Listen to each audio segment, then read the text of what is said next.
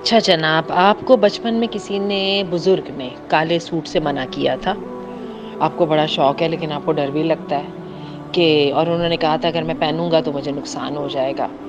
अच्छा, अल्लाह के रसूल सल्लल्लाहु अलैहि वसल्लम के पास एक काला हुल्ला था।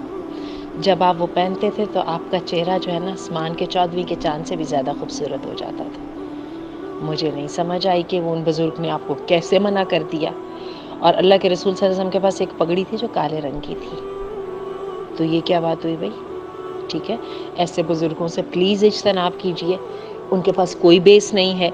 एक और हमारे यहाँ जो है ना वो तव तसव्वुर लिया गया कि चूँकि शिया हज़रात जो है ना मातम का लिबास काला पहनते हैं लिहाज़ा हमने नहीं पहनना। चलिए अगर इस मामले में आप इतने हसास हैं तो चलिए वो तो आपकी कुछ रीज़न समझ आती है, लेकिन वो भी काले को ऑल टुगेदर नाजायज़ या हराम तो नहीं करार दे देती।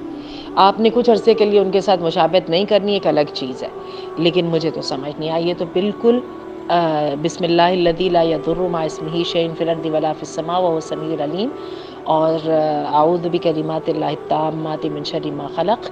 ये वाली सुबह शाम के अज़कार में आपको ये दुआएँ मिल जाएँगी। अपने पे दम कीजिए और खूबसूरत सा काला सूट पहनिए, बहुत अच्छा लगेगा आप पर।